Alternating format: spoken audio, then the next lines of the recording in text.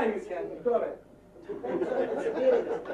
No. When you get postpartum, pituitary necrosis, you know what you do? When you go to the ward and you look there and you look at a face as white as your coat, this is Sheehan syndrome. This is the characteristic sign.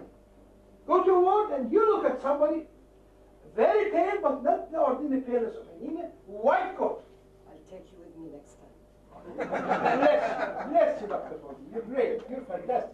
Now, so there you are. This is the gland. This is a normal gland. This is a hyperplastic gland in pregnancy. Here, you get severe hemorrhage, loss of volume, low blood pressure, they infarct. You get thrombosis, infarction, and later or fibrosis, and there begins the deficiencies. And the first deficiency that is here is this: pale, and then the second deficiency, he cannot lactate, and poor lady cannot have the cycle, so she has amenorrhea, plus a number of other things. Next, ladies and gentlemen, this is the thyroid gland. There it stands, and the thyroid gland either secretes too much or too little. Okay? Now, let us see what happens. This is secreting too much, and this is secreting too little. You have the same picture, project, with this one also. Now, this one is Graves' disease, comes at a young age. And this lady, also thyrotoxic, no exophthalmos, little if ever the florid effects of hyperthyroidism, but she has a nodule. And this is the famous cretin, give him thyroxine, he goes like this, and these features more or less like, this is a bagging of the eye, look at the skin, coarse, thick, the hair is brittle and dry, and just look at the mouth, and the dull look. Next, this is Graves', and this is the diffuse hypertrophy, and this is the diffuse thyroid uptake. And I took the glass from you, from there, to show you that this is a diffuse, this is an organ, and this is the enlargement. And these are the florid symptoms of thyroid toxicosis. There you are. Now the next slide will be better. And this is the case. Look here, this is the exophthalmic state. Look at the whiteness above, and you see the below the pupil as well. But look here, this is the wasting of the temporal muscle, and they get wasting of the shoulder muscles. And also tremor. Look at his legs. You get pre-tibial myxedema, localized myxedema, pre-tibial, and look at the heart. Here the heart usually is not enlarged. It does play some role in the symptomatology, like palpitations and tachycardia, etc., but usually not enlarged. And look at the breast. In the female, you get engorgement of the breast, and the male gets gynecomastia. Usually they get oligomenorrhea or amenorrhea. And look at the glandular system, it's excited, the glands are enlarged, and on top of that, the thymus is part of the family, and the spleen. And look at the blood, you see a lot of mononuclear and a lot of lymphocytes. And coming to the suprarenals, they are a bit atrophied, because the thyroxine will decrease the response to the ACTH. So, it is smaller than normal. And the bowel motility disorder, and there you are, you get hyperpression, diarrhea. Next. Coming to exophthalmos. Now this is exophthalmos. Look at the sclera, up and down. Look at the resiliency, the protrusion, the proptosis. And look at what happened to her. Our lovely surgeons, they always like to operate. I don't like to operate or advise an operation on a young Graves' disease. Because the natural history of Graves' disease, you give antithyroid for 2 years, it's an autoimmune disease, and the autoimmune, all the antibodies will eat up the tissue and will end up in myxedema. The thyroid will shrink, as we'll see later on. So when they operated on her, what happened? look at what happened. Edema of the lids, edema of the conjunctiva, chemosis.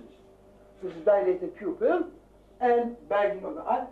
And the other point is this, that she feels sandy feeling in the eye with diplopia, blurred vision. Look at the lid retraction. Lid retraction, the lid is controlled by a smooth muscle, not under the control of the patient, of the person. It's called molar muscle. It's under the effect of the sympathetic system. And what really the thyroxine does, it potentiates the action of the adrenals, the catecholamine. Most of the symptoms are catecholamine symptoms. So you get lid lag. Okay?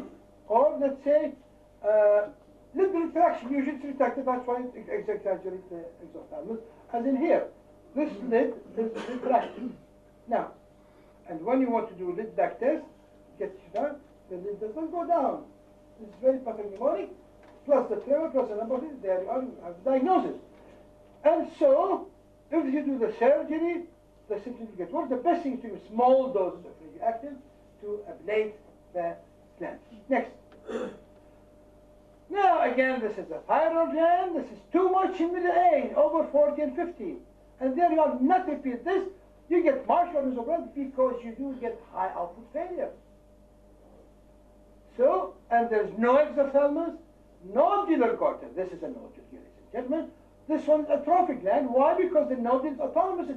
It keeps secreting thyroxine to stop the ACTH from flowing down, and thus when there's no ACTH, the rest of the gland is atrophic. Okay? This is the scan, and this is the nodular goiter. And the other symptoms are no exophthalmos, no, and marked tachycardia. These people, they go into failure.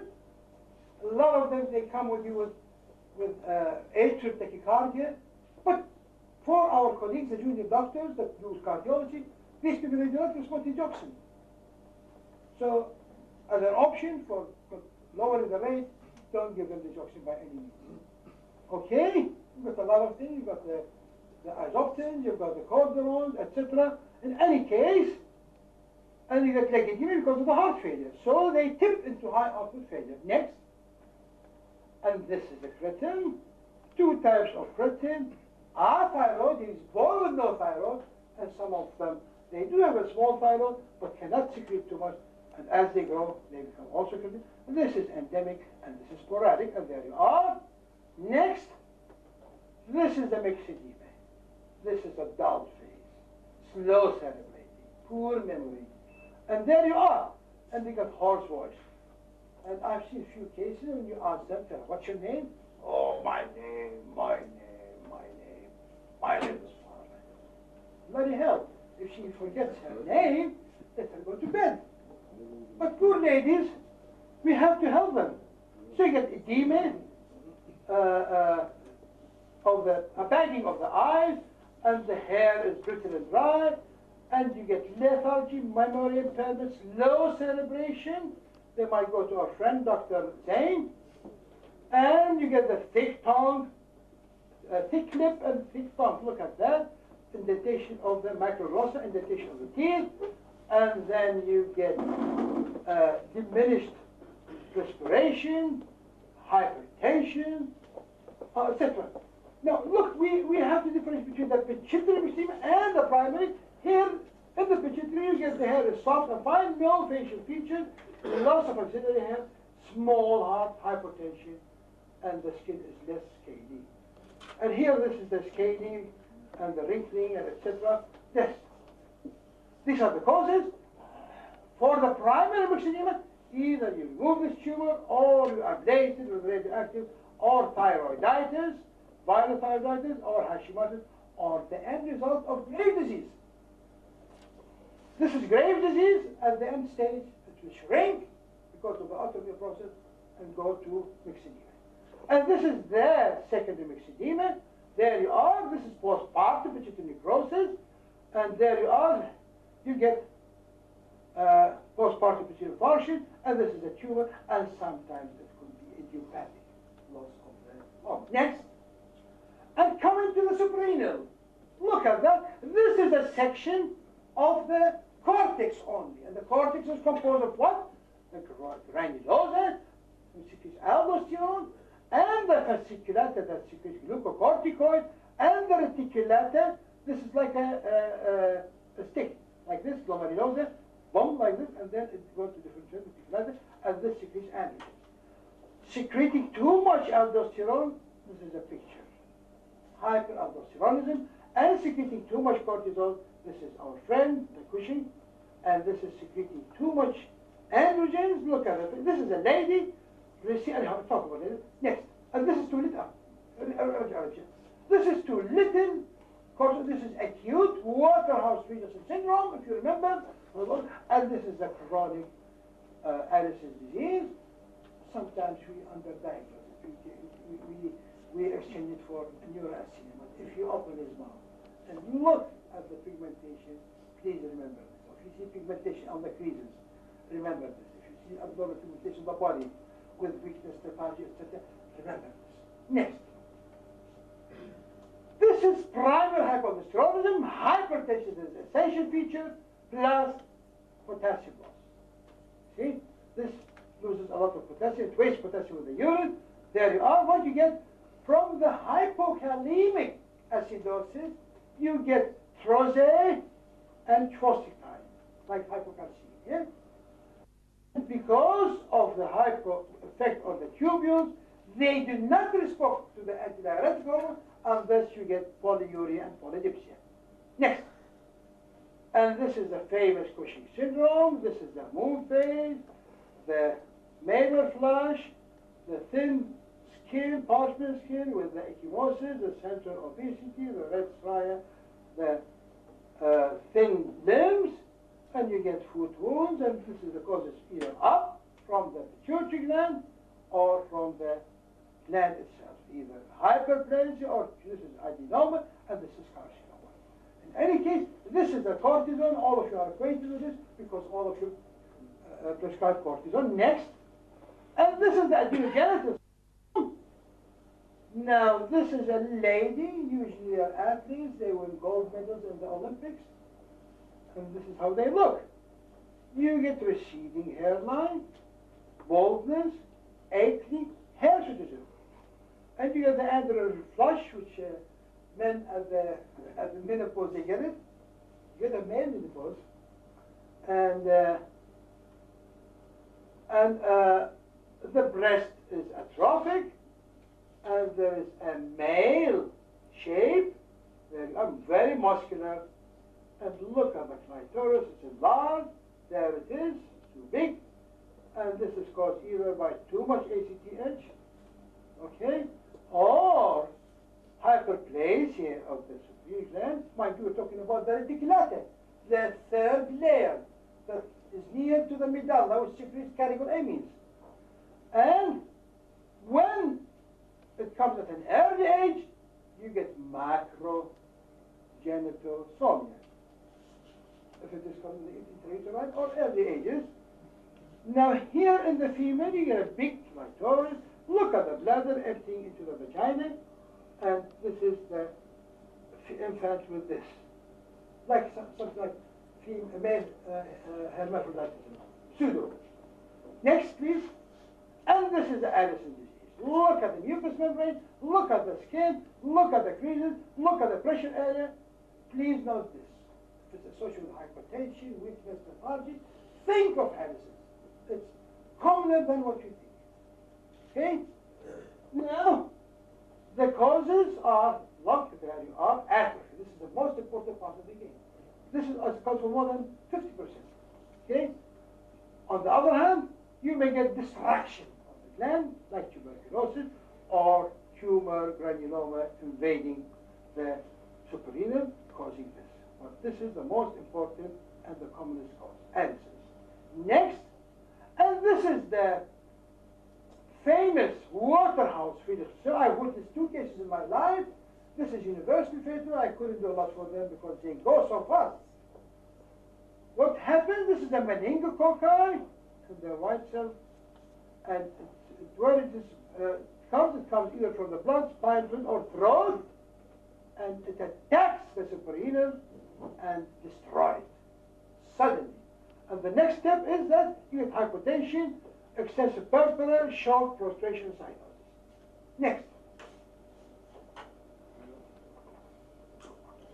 This is the system failure, ladies and gentlemen, and this shall be the next station in our trip. Let's start with the heart. Yeah. Now forget about that. Look at this one. This lung is an edematous lung. Look at the congestion. You get a lot of blood in the lung. For heaven's sake, how can he breathe? If he gets a small portion, 60% of the volume of the lung is blood, then surely he gets shortness of breath. Look at the alveoli, the transudation of the fluid. Look at the fluid level. The alveoli are filled with water. And when they cough, a frothy spit is likely to be pulmonary edema or left heart failure, we call it left heart failure, and a sticky spit likely to be asthmatic. Now, here what you get acute severe. Look at him, he's orthopedic on this thing, he's gasping for breath, and the causes are left-sided events. Now Dr. Rajiv Gupta will be telling us something about it, because he's one of the best cardiologists I've seen. And there you are, you get third heart sound. Let me talk about the third heart sound. The third heart sound is a volume sound, and you get a volume load causing this heart failure. You get a third heart sound. Whoop to T. Whoop is the first, T is the second, and this is the third. Now you get a pressure load sound, which is the fourth heart sound. Lop, dum. And then here you get the triple sound. Mind you, now, there are two types of listeners to the heart. One type is persistently deaf, he cannot hear anything. The other type are hallucinators, excellent hallucinators. And unfortunately, those hallucinators, they become eminent cardiologists. And they infect their students with their hallucinations. I've seen cardiologists in Britain that tell me you can hear 8 sounds. Bloody hell, I cannot hear more than 3 sounds. Now, to be a shrewd cardiologist, when you get a 3 sound, you have to differentiate. Is this an opening sound? Is this a click? Is it, let's say, a third heart sound or a fourth heart sound? This is the art, not to hear too many sounds. And please, what you hear is important. Now, for our juniors, the most important cause is valvular disease. Well, of course, hypertension and disease of the myocardium is a major, but you get valvular disease, so it's waning away. But in, let's say, mitral stenosis, it's very easy to diagnose. Localized to one point in the apex, and the murmur is praptataru. Per is the presystolic accentuation, pushing blood across a stenosed valve, and dub is the closure of a thickened calcified valve. So, and the second one is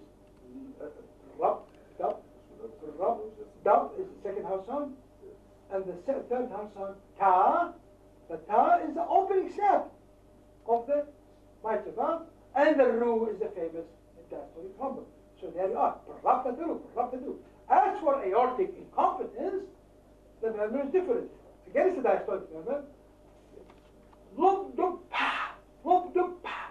Any diastolic murmur that goes across the sternum edge. And the patient, you see him, you can diagnose it from look at him. He is pulsating all over. When you look at this retina, also pulsating. He pulsates all over. In any case, now, okay, and one else can take the chest, you get vasopreps, and surely this, and cyanosis of the nail and cold extremities due to the low output. Next, please. Now, this is the cause of pulmonary edema. There you are, you got increased pulmonary capillary, increased capillary permeability due to those things, and this is decreased colloidal osmosis due to those things, and there increased pulmonary this is the most important one due to heart problem. Next. And this is the case of chronic heart failure, and this is the final common pathway to all of them, just like orositol. The next is let's get this, and this is a big heart, this is a big right heart. Look at the right atrium and the right ventricle and the lung, and what I'll tell you are the congestive symptoms. This is raised JVP, and you measure it from here, from the medullary sternum. And because of the congestion, you get engorgement And when you press on the liver, the jugular vein goes up, shoots up into the ear, and you get leg edema and cyanosis, cyanosis due to low outflow. Now, the majority of them, of those colic, are due to core-formulated. One next. In any case, let's forget about core-formulated. Next. Now we come to the kidney. Ladies and gentlemen, we're about to approach the end of the game. And this is the causes are primary liver disease, primary tubular disease, vascular disease, infections, UTI, very important, obstructive neuropathy, and collagen diseases. And this is metabolic renal diseases, and this one is affliction anomalies. Okay. Glomerular, lot of acute glomerulonephritis, anti-glomerular, chronic glomerulonephritis, full glomerulonephritis, good pasture, intercom, etc. And here we've got chronic hypercalcemia depositing and chronic potassium depletion, Fanconi, variant, and erythematosus. Erythematosus can attack the tubules. Now here the vascular ischemic disease of the kidney, congenital or acquired bilateral renal artery stenosis, bilateral fibroscular hyperplasia, and you get malignant vein. This is the most important. The malignant vein and the nephrosclerosis. Now, ladies and gentlemen, 60% of end-stage renal failure are due to diabetes. Diabetes is mentioned here. Why? Because it comes under this. Diabetes attacks you through the arteries. You see? And attacks here by nephrosclerosis, and also this is the microvascular, but there's also microvascular factor that attacks the renal artery, arterial narrowing of the renal arteries. Okay? So these are the microvascular complications, and the next step is go ahead. This is calcium obstructive neuropathy, collagen, systemic lupus erythematosus, go quickly. You've got systemic lupus erythematosus, you've got scleroderma, polyarthritis nodosa, metabolic is amyloid, chronic phenacetine, gout induced hyperparathyroidism, milk alkaline, and the congenital hypoplastic kidney or polycystic kidney. And as I said, diabetes is the cause of sickness. And this cause is preventable. Believe me, we can prevent it with simple measures. Next. These are the symptoms and signs of chronic kidney failure. Now, let's come here from the cardiovascular, high blood pressure, sure, and you get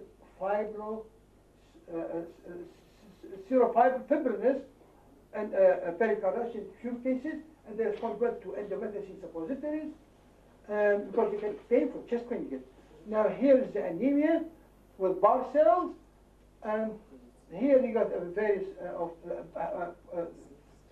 my goodness, you get proteinuria and a lot of other changes, pyuria and various casts, and as for the eye, you get retinopathies, and these are flame-shaped hemorrhages. The flame-shaped hemorrhages are due to superficial hemorrhage.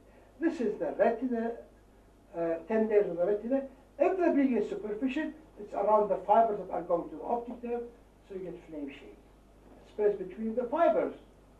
But deep hemorrhage is dot-like, because no matter how it's shaped, it still remains as a dot. Now here the skin, the earthy color, the urea frost, and itching, and infection, and purple. You have a lot of that. And this is the uremic one. This is not lung edema. This is pneumonitis, perihilar pneumonitis on the X-ray. And these are the various changes that you know already. Coated tongue, you get a hiccup. Hiccup is very outstanding, and you get a lot of GI disturbance. And this is the head, earthy color, drowsy, disoriented, etc. And this is the muscle twitching and weakness, and he goes in final stage to common convulsion with acidotic breathing, cosmic respiration. Next, these are the manifestation of secondary hyperparathyroidism, of renal failure. There you are. You get rarefication of the bone. Here you get calcification of soft tissue. This is the mineralization, demineralization, spotty dots. And here you get the banded sclerosis. This one, we get sclerosis here and in between refractions, so banded vertebrae. And here you get pathological fractures due to brittle bones, and this is the resorption of the phalanges. But here you get calcification. Here you get, you have another one. Because I know the battery is going to go low. Now, calcification of the kidney, nephrocalcinosis, as you can see, and this is calcification of the lungs as well. Any soft tissue tubercle there. This is the eye calcification. You get band keratoconus. They deposit around the limbus and the conjunctiva and anywhere you wish. Dr. Hassan will tell us, and Dr. Dean as well. They are known for this. And this is the periarticular calcification. And look here, too much calcification. And here, this is just like in the good old days we used to do double contrast study for the colon. You see that line? This is calcification all over the aorta, and this is multiple medial sclerosis involving the muscular part of the artery. Next, this is nephrotic syndrome, or if you know about it, puffy eyes, waxy because of carotenemia. Edema is the more outstanding part of the game. You get polycerositis, sacral edema, scrotal edema, labral edema, leg edema, and milky because the triglyceride and the lipids are up and the milky, and this is heavy proteinuria. This is alpha 2 with hypoproteinemia. The liver cannot produce enough protein to counterbalance the protein loss. Okay, next. This is the respiratory system, and this is a guy with acute respiratory distress. He's asthmatic, and this gives you the definition of obstructive airway. Now, he says, and I've had it twice in Britain from 2 different patients. I worked for a while in asthma, in the study on it, on dexamethasone. So this patient, he tells you, if I can breathe out, I'll never breathe in again. Because the failure is in the, oh my goodness, stop. Now the failure where? The failure is in the outflow, there's obstruction. And the next one, this is the definition of chronic obstructive airway disease. Let's see, asthma, chronic bronchitis, and emphysema, and these two guys. This is the pink puffer, and this is the blue bloater. Look at this one. He's pink because he maintains his gases, and at the same time, this is an emphysematous patient, and he spends all his energy on the breathing muscles. So that's why he's thin. He's pink, trying to maintain the gases. Okay, now, here you have the chronic bronchitis. He's blue, bloated, and his respiratory center is knocked off by the carbon dioxide. So this guy is living on the hypoxic drive only. And one advice to our dear young boys, now when you see a patient with cyanosis like this, you say, oh, let's give him some oxygen. And he gives him 100% oxygen. And he knocks the anoxic drive, and the next step is that the patient will drown with secretion. Okay? Now, why do these people purse their lips? For not we know what they do it. Puffing like this. So they purse their lips because this is a piston of expiration. They increase the interbronchial pressure. And here, normally if they don't purse, they block before. Next. Now this is the last bit. Liver failure, yellow sclera, spider edema, blanching when you pinpoint it, pulmonary erythema, clubbing, gynecomastia.